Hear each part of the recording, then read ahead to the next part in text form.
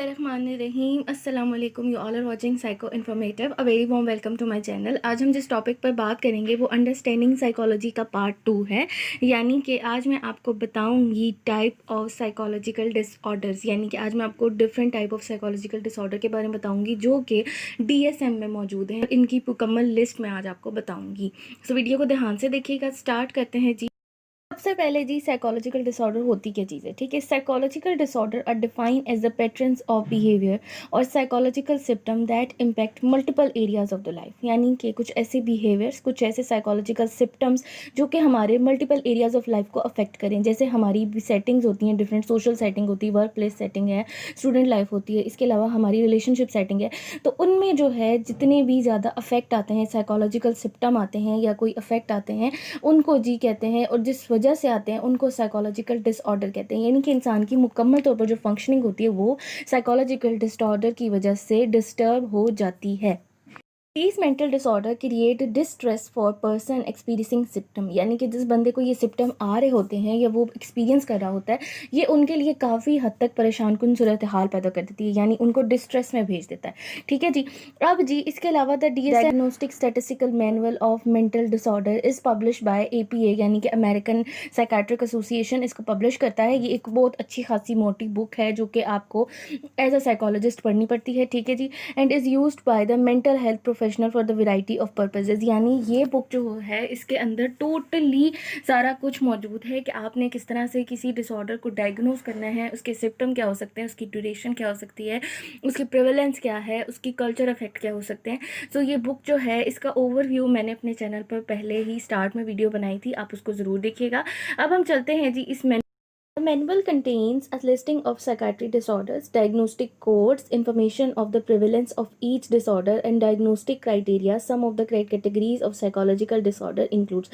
यानी कि जी देखें, अब इसमें जो बुक है यानी कि जो मैनुअल है, इस मैनुअल में क्या है, लिस्टिंग मौजूद है साइकोटिक डिसऑर्डर की, उनका डायग्नोस्टिक कोड क्या है, उनका क्राइटेरिया क्या है, उनकी प्रेवलेंस क्या है, इसके अलावा उस डिसऑर्डर के सिम्टम्स क्या हैं, ये सारा कुछ इसमें मौजूद है। ठीक है जी। अब हम इनको वन बाय वन देखेंगे। कुछ डिसऑर्डर जो कि मोस्ट कॉमन डिसऑर्डर हैं और मोस्ट कॉमन साइकाट्रिक डिसऑर्डर हैं, उनके बारे में बात करेंगे। ठीक है जी। स्टार्ट करते हैं। सबसे पहले हमारे पास है एंजाइटी डिसऑर्डर।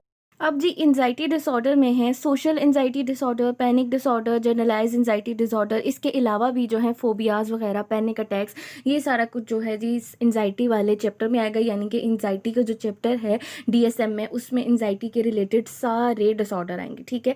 इसके बाद जी मूड डिसऑर्डर का एक चैप्टर है, फिर डिप्रेशन, बाइपोलर डिसऑर्डर, इनका अलग अलग चैप्टर है। अब इनके अलग अलग क्राइटेरियाज हैं। ठीक है। इसके अलावा ये बहुत इंपॉर्टेंट है neuro developmental disorder. Neuro developmental disorder का DSM में एक पूरा मुकम्मल चैप्टर है। ये ऐसे डिसऑर्डर होते हैं जो कि न्यूरल डेवलपमेंट के दौरान होते हैं। इंटेलेक्चुअल डिसेबिलिटी आ सकती है, इसमें ऑटिज्म आ सकता है, ADHD भी आ सकता है। ये सारे डिसऑर्डर्स आप कह सकते हैं जो कि न्यूरो डेवलपमेंटल कॉज की वजह से होते हैं, ये इसमें अफेक्ट आने की वजह से होते हैं। ठीक है जी। नेक्स्ट हमारे पास है न्यूरो कॉग्निटिव डिसऑर्डर लाइक डिलेरिमिया।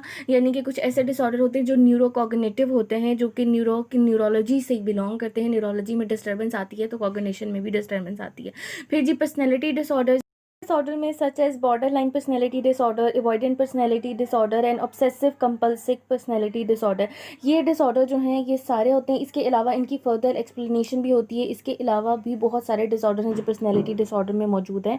इसके अलावा जी लास्ट वन जो है substance abuse disorder. Substance abuse disorder जो है इसमें भी वैरायटी ऑफ ड्रग्स के बारे में है और उनके जो इफेक्ट हैं उनके बारे में जो डिसऑर्डर आते हैं ये उन सब के ऊपर है। इसके अलावा सेक्शुअल कंटेंट पर भी हैं। के अलावा जी कन्वर्जन डिसऑर्डर जो कि साइकोसोमेटिक डिसऑर्डर है, इस तरह के भी डिसऑर्डर काफ़ी सारे हैं। और इसके अलावा बहुत सारे मतलब कि वाइड रेंज ऑफ डिसऑर्डर मौजूद है। लेकिन यहाँ पे मैंने आपको टिपिकल कुछ ऐसे डिसऑर्डर बताए हैं जो कि मोस्ट कॉमन डिसऑर्डर हैं, जिनकी लिस्टिंग जो है वो आपको इसमें मिल जाएगी DSM में। ठीक है। तो ये थी मेरी वीडियो आज की। उम्मीद करती हूँ आपको पसंद आई होगी। अपना बहुत सारा ख्याल रखिएगा। मेरे चैनल को सब्सक्राइब ज़रूर कीजिएगा। टेक केयर एंड अल्लाह हाफिज़।